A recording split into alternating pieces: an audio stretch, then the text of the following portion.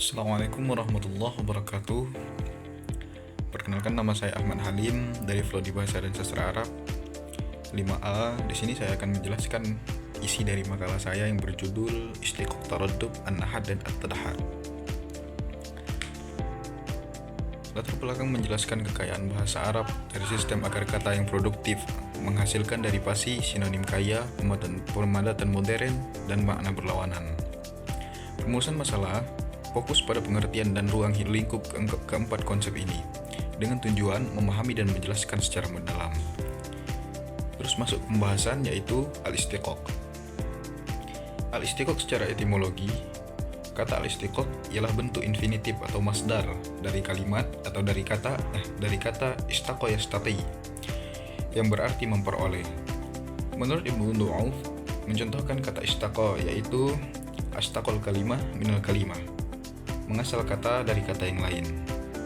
Secara etimologi, ditemukan sejumlah definisi dari para ahli, diantaranya yaitu menurut Yaqub, al-istiqaq adalah akhdhul kalimah min akhra bitaghyiri ma'at tanasibi fil ma'na, membentuk kata dari kata yang lain dengan berbagai perubahan namun tetap memiliki hubungan yang sama. Sedangkan menurut Sahin, akhdhu siyaqatin min akhra ma'a fiqhima maddatan asliyah wa ma'na, membuat bentuk kata dari kata yang lain dan terjadi perubahan pada makna.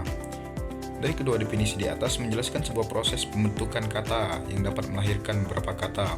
Contohnya yaitu kalimat doroba bisa berubah menjadi daribun yang berarti pemukul, bisa menjadi madrubun yang berarti dipukul, bisa menjadi idrib yang berarti pukullah. Macam-macam istiqaq yaitu terbagi menjadi 3. Pertama, istiqaq shaghir.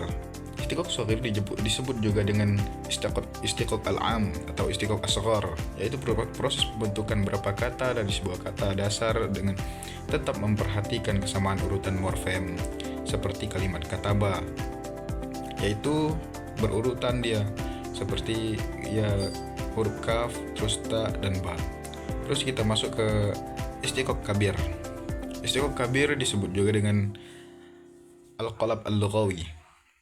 Menurut Yaqub, yang dimaksud dengan istiqaq kabir yaitu wa ayyakuna baina kalimatain tanasibu fil ma'na wal ma'na duna tartibul huruf. Dua kata yang memiliki persamaan pada lafaz dan makna tanpa memperhatikan susunan bunyi.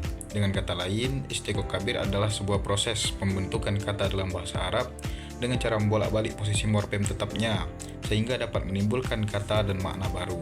Namun antara satu sama lain memiliki keterkaitan makna. Contohnya yaitu kata hamida bisa berubah menjadi madaha, tetapi artinya tetap sama, yaitu memuji. Terus istiqaq akbar. Yang dimaksud dengan istiqaq akbar yaitu menurut Yaqub irtibatu ba'dal majmu'ati as-sawtiyah bi ba'dil ma'na irtibatu 'aman la yattaqidu bil aswati nafsiha bal bi tartibil asli wan naw' alladhi tandariju tahtahu, yaitu adanya hubungan umum sebagian satuan bunyi dengan sebagian makna. Hubungan itu tidak terikat oleh bunyi suara, tetapi terikat dengan susunan asalnya serta jenis yang termasuk di dalamnya. Istiqaq akbar biasanya juga disebut dengan ibdal, yaitu menukar huruf sebuah kata dengan huruf yang lain yang mirip dari segi makhrajnya atau mengartikulasikannya sehingga lebih mudah untuk diucapkan. Terus kita masuk ke pembahasan selanjutnya yaitu at-taraddub atau sinonim. Istilah sinonim berasal dari bahasa Yunani kuno, anoma dan sin dengan makna harfiah adalah nama lain dari untuk benda yang sama. Secara etimologis, istilah sinonim diserap dari bahasa Inggris yaitu synonymy. Menurut Kamus Bahasa Indonesia, sinonim adalah bentuk bahasa yang maknanya mirip atau sama dengan bentuk bahasa lain. Dalam bahasa Arab, sinonim disebut juga dengan at-taraddub. Menurut Yaqub yaitu makhtalafa lafzuhu wattafaqa ma'nahu aw itlaqu 'iddatu kalimat 'ala madlulin wahidin. Berbeda artinya tapi sama lafaznya, atau beragam lafaznya tetapi maknanya satu. Sedangkan menurut Umar, at-taraddub wa huwa ayyadulla aktsara min lafzin 'ala ma'nin wahidin. yang artinya yaitu sinonim adalah banyak lapas tapi satu arti. Berarti dapat disimpulkan bahwa at-taraddud adalah suatu kata yang berbeda pada lapas tapi satu makna.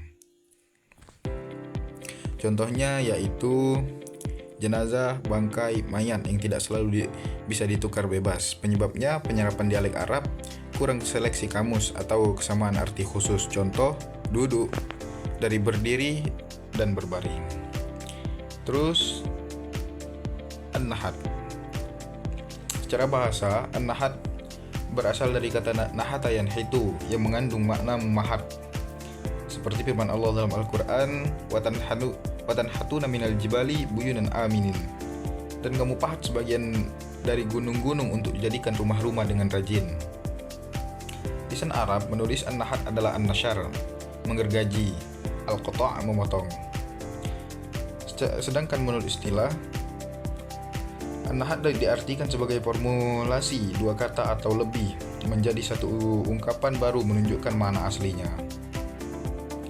Jadi di sini an-nahad yaitu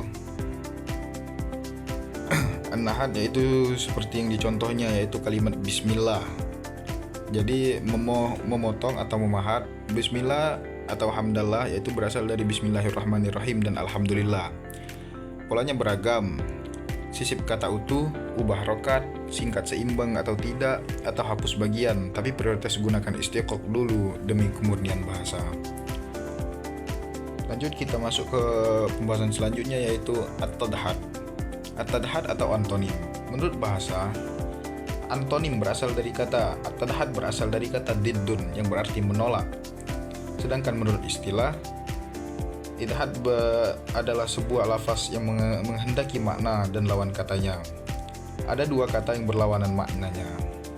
Dalam bahasa Arab, Taufikur Rahman menyebutkan dalam bukunya bahwa antonim disebut dengan al-midad atau al-adad, yaitu at-tadad huwa ibaratun an wujudu kalimatain fa'akthar laha dilalatun mutadaddatun. Antonimi adalah dua buah kata atau lebih yang maknanya dianggap berlawanan. Disebut dianggap karena sifatnya berlawanan dari dua kata yang berantonim ini. Sangat relatif. Ada kata-kata yang mutlak berlawanan seperti kata hidup dan mati, kata siang dan malam. Ada juga yang tidak mutlak seperti kata jauh dan dekat, kata kaya dengan miskin. Macam-macam al-tadhad.